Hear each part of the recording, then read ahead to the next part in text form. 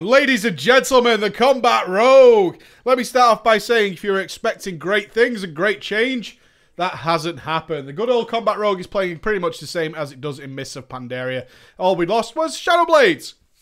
As did all the specs, just the loss of Shadow Blades, but everything itself still remains the same.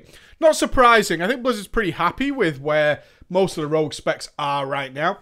What we can say, though, is that they've been hit, combat specifically, really hard by the melee slowdown. Oh my god. Feels like playing in mud sometimes, especially if you're rocking the Blade Flurry. It's extraordinary how going from live to playing in... Oh, God! I think it might be several tiers, honestly, before we start seeing levels of gear that might be able to push us up to even something close to what we're used to on a basic level in Mists of Pandaria. It's incredibly slow. It really is. Even with Venom Zest propping up that energy regen. My God.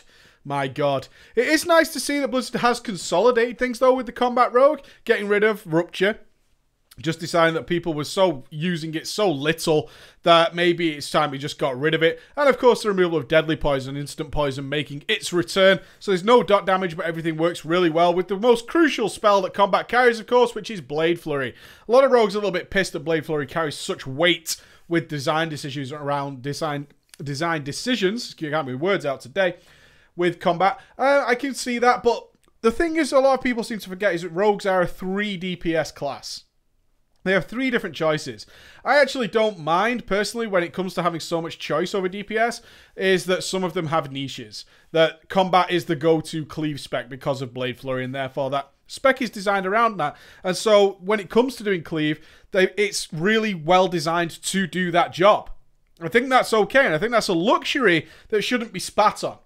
It really shouldn't. While other classes who are definitely pigeonholed, if you look at things like druids and shamans and priests who are pigeonholed into one style of DPS, one spec of DPS, and it works in a specific way, be it ranged or melee, is that you're really hoping that everything you need for every encounter is built into that spec.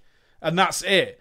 Whereas rogues have 3. And therefore, they can afford a little bit of leeway to have one that's more beneficial to one side, and then another that's more beneficial to others. Having said that, slow your roll.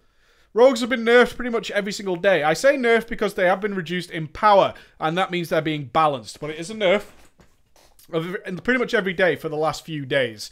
And the most recent on the chopping block was Blade Flurry. Blade Flurry was nerfed down. Now, previously, I would have said something like, if it's a cleave fight, your Beast Lord Dormox that are coming up and all that kind of stuff, if it's a cleave fight, combat is the go-to, and that's it, be-all, end-all of story.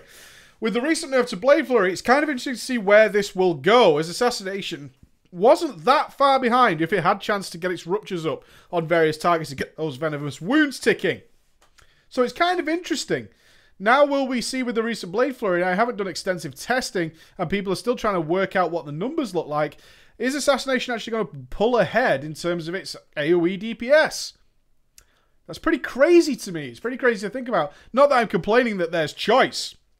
On the one side, it's nice to have something perfectly designed to do one specific role, but on the other side, of course, it's nice to have choice. There's 2 sides of the coin, and whether people prefer that or not, as rogues still are somewhat tied to which weapons you get and what weapons drop, perhaps it is better that we could say, well, you know, it's actually pretty close, it doesn't matter. It's not just a case of, oh, I have AoE here, therefore I go combat and see what happens.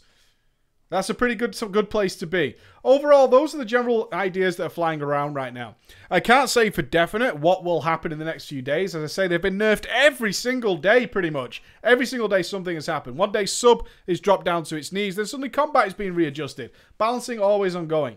Gameplay-wise, they play pretty much exactly the same as Mists of Pandaria. Nothing to worry about there, unless you didn't like it. If you didn't like it in MOP, you're not going to like it in WoD. Simple as that. And as the spec that seems dominant all the time, perhaps you did want some change. I can totally see that.